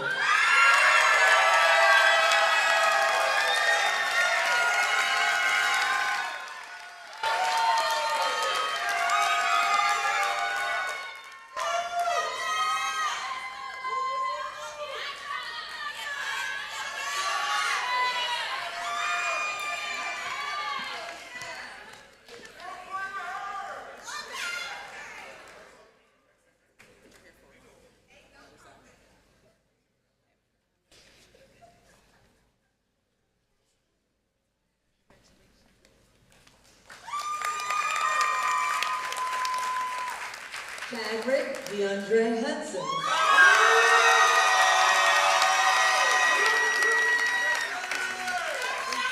What's up, y'all? All right.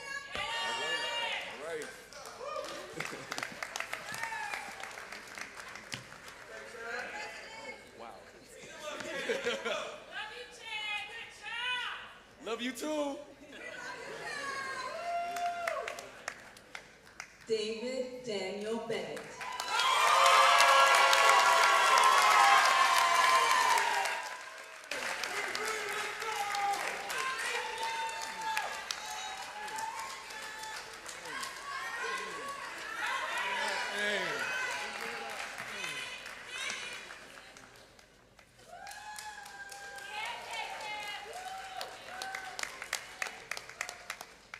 Genesis Aguirre Guerra.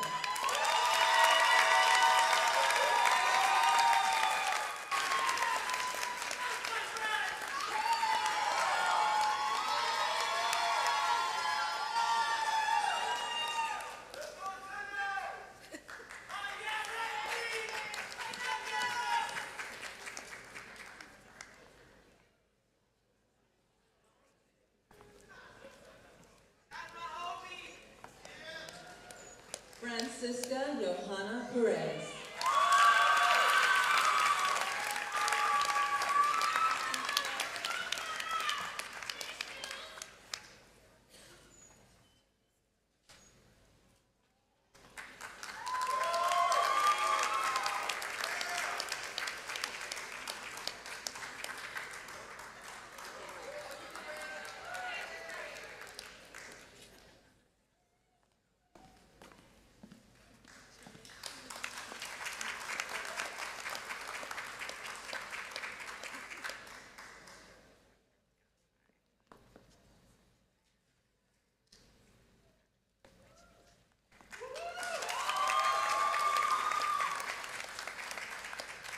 Emily Elizabeth Cruz.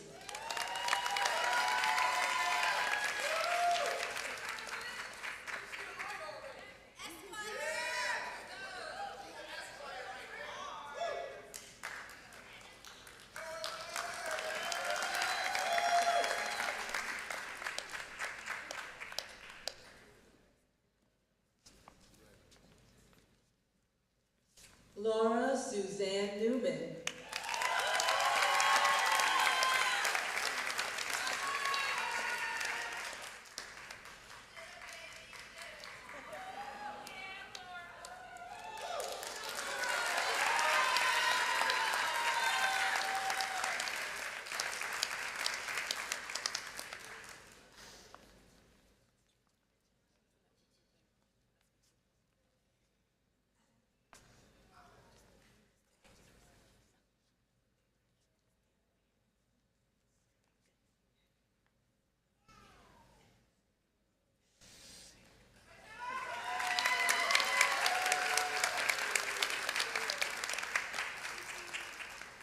John Cromwell Bell IV.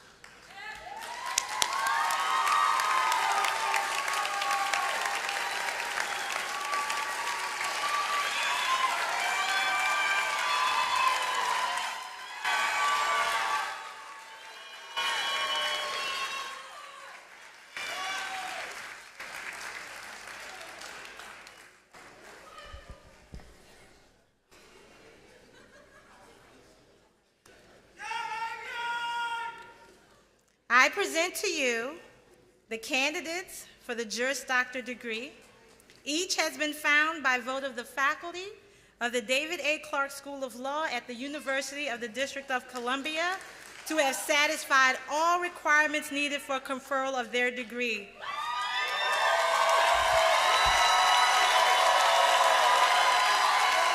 A little bit more, a little bit more, a little bit more, a little bit more. The conferral of that degree will take place during tomorrow's university commencement. Congratulations, graduates.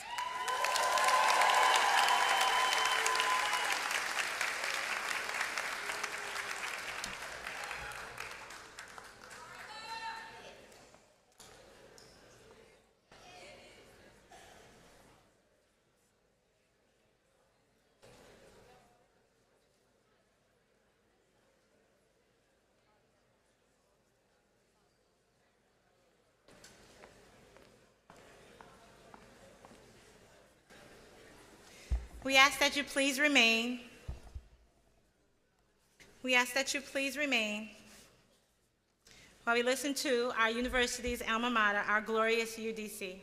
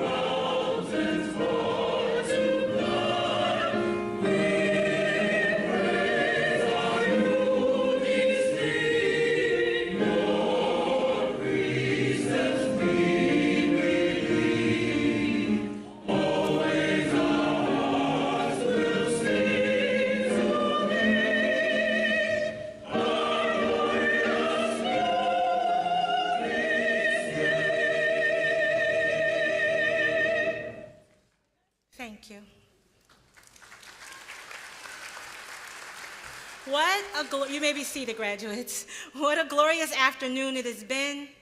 What a glorious afternoon it has been. When people ask me what I do for a living, I tell them I have the honor and the privilege of helping to produce the next generation of lawyers. The president of this university, the deans and faculty, all these folks you see behind me, the wonderful staff members you see all around making this hooding ceremony the wonderful event that it is.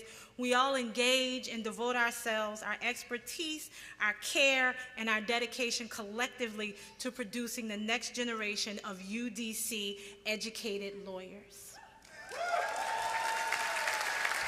On behalf of us all, I congratulate you. Job well done. I know this will not be the last wonderful thing I hear from and about you. We wish you the very best in your future and trust that you will proudly and vibrantly carry forward UDC Law's mission as you practice law, promote justice, and change lives. And now, the Honorable Reverend Bowen with our benediction.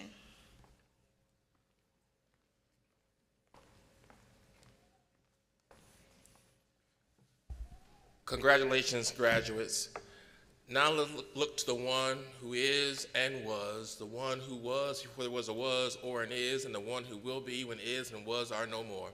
Let us turn to the author and finisher of our faith.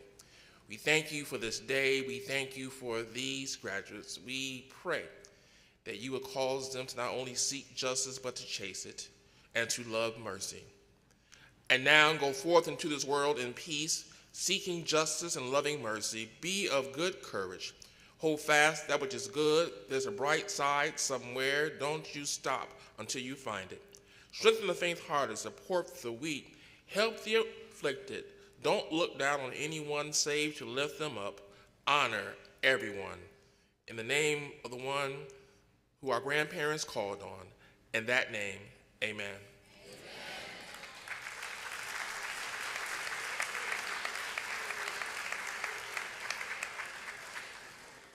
Ladies and gentlemen, in a moment, our graduates will recess out of the theater. Please remain seated for the entirety of the recessional and for the viewing of a congratulatory video.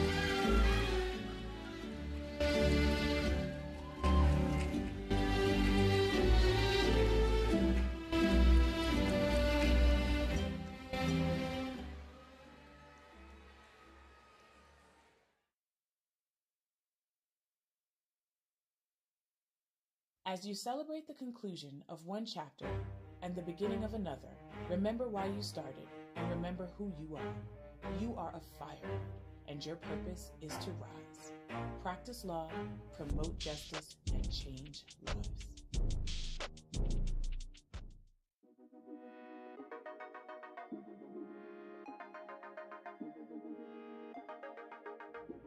Class of 2023, congratulations! All of your hard work has paid off and now you are here. I have taught all of you. I know where you started, I know all of the hard work you have put in, and I just can't wait to hear about all the wonderful things you have done in the future. I am so very proud of all of you for this wonderful accomplishment. Class of 2023, big congratulations. I myself arrived at UDC 3 years ago, so I've taught almost everyone graduating today. You're the first class at UDC I can say that about, so you'll always be special to me. Now get out there and let's change more lives and promote more justice. Greetings from beautiful Utah. Congratulations, class of 2023. Really proud of you guys, and I hope you guys have a great graduation. Sorry I can't be there, and I know you'll do great things. Hi everyone, congratulations on this unbelievable achievement of graduating from law school. I'm so grateful for what you have meant to me and to this law school, and I really hope you will stay in more than minimum contact in the coming years. Best of luck. Congratulations, UDC Law graduates. I'm so excited for you. This is an incredible accomplishment, and I hope that you take a moment to really take that in and enjoy what you have accomplished. I'm so proud of you. I'm excited for your future. Good luck. Class of 2023, you have made it. You worked incredibly hard to get to this tremendous milestone today, and that work showed. I am so excited that you're going to join the legal profession and be the lawyers that will change the world. So get out there, do that amazing work, and keep coming back to tell us about it. Congratulations. Congratulations, class of 2023. You did it. You survived law school during a pandemic. I'm so proud of you. It has been my pleasure to teach you and learn from you. Go out, pursue justice, and change lives. Congratulations, class of 2023. You made it. I am so honored to have been a tiny part in your journey to practicing law, promoting justice, and changing lives. Congratulations, class of 2023, UDC Law. Remember that there are no challenges that you cannot conquer. You are all destined for success. Remember that you came for law school for a purpose, and make sure that purpose is fulfilled. Hoping to hear good news from each and every one of you very soon. Congratulations. Bye-bye. Congratulations. You all started way back in the pandemic. It was crazy times, and you've come so far, and I really am looking forward to following all your future successes. Congratulations and good luck on the bar exam. Congratulations, class of 2023, and welcome to the UDC Law alumni family. I can't wait to celebrate all your successes in our school newsletter.